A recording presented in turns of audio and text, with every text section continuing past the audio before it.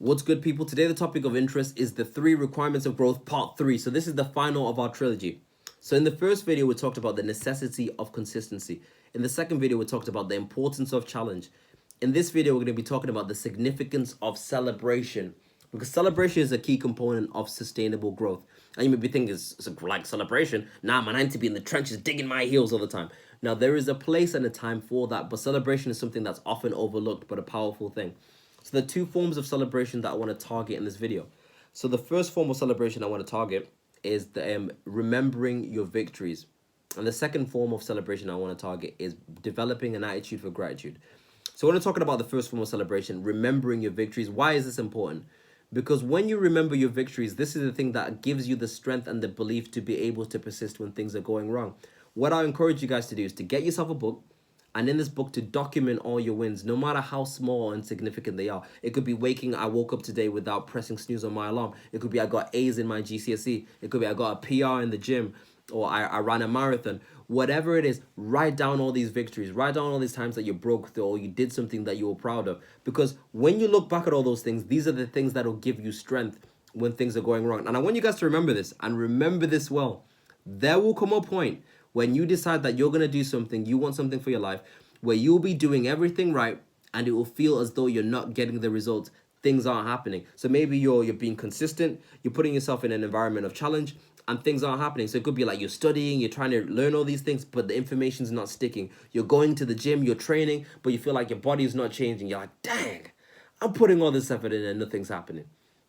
Right, it could be even just a part of you trying to change a aspect of your personality. Maybe you're trying to be somebody who's more courageous, but you still feel like you're still that fearful person inside. You're like, man, I'm doing all this work, I'm doing all this personal development, but nothing's happening. You got to remember this: life accumulates. All effort matters. Everything adds up to something, but you've got to give yourself the time or an opportunity for that lag time to catch up with you, for that compounded growth to come and hit you. And in these times when you're persisting and it feels like nothing is happening, this is where a lot of people begin to waver. This is where people fall off. They stop being consistent. They stop challenging themselves.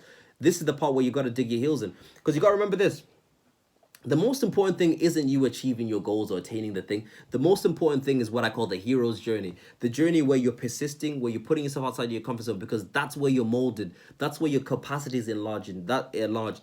That's where you're shaped into the person who can not only get the thing that you want, but also be able to keep it.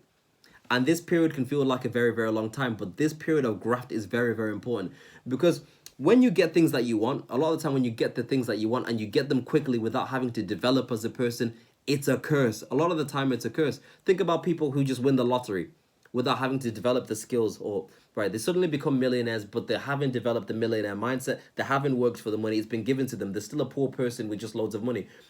A lot of the time when somebody wins the lottery, many people squander it because they haven't developed the skills. They haven't developed the mindset to be able to attain and wield the thing. They go back to where they are. You can only keep what you are. This is the importance of persisting. This is what molds you. This is what shapes you. Because on this journey, right, your friends, your family, though they'll support you in aspects of it, they can't be there for you all the time. They can't hold your hand all the time. There are going to be times where you have to do things on your own. And remembering past victories is the thing that's going to strengthen you and allow you to continue to persist. You gotta stay truth to the path. You gotta ride it out. Honestly, you've got to do this. But one thing that's gonna help you is remembering victories of the past. Remembering, and when you do this, you'll realize that you know what, you've actually done a whole lot. You're actually a lot stronger than you think. So get yourself that brag book and write down and document your victories, and then look back on them. That's gonna help you.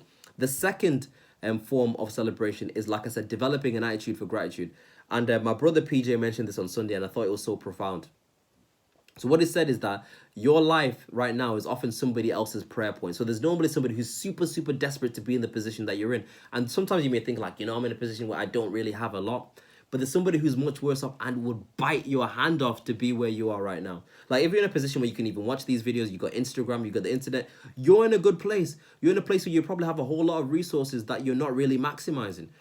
And when you become grateful, or you begin to consciously like decide to be grateful or remember the good in your life, you see the small things, that's when you come into a position where you realize you actually have a lot. And when you realize that you have a lot, you're in a position where you can maximize your resources and do more. Many people, right, don't really appreciate or understand what they have until they lose it, or until they see somebody attain the same thing that they've got and maximize the thing. So I want to encourage you guys to get yourself a gratitude book. And in this gratitude book, I want you to write down the small things that you're grateful for. So like being grateful for being alive, right? That's a miracle. Some people didn't even wake up today. Being grateful for even having a job, right? So even though you may hate your job, you may despise your job, you don't like it. People in lockdown are desperate for jobs. People don't haven't got a stream of income. And when you realize, like, dang, you know what? I've actually got a job. I've actually got an opportunity. You can maximize this. You can maximize this, even though you don't like it. You can milk it for whatever it's worth, right? There's certain things that you've got in your life that you're not really aware of are such blessings. So two books that I want you to get yourself a brag book where you write down all your victories, and the second book is get yourself a gratitude book, right? And when you get yourself a gratitude book and you become aware of all the good in your life, you're in a position now where you can maximize your resources. So that's the final video of the trilogy. You guys take care of yourself, and I'll be back again tomorrow for the next one. Peace.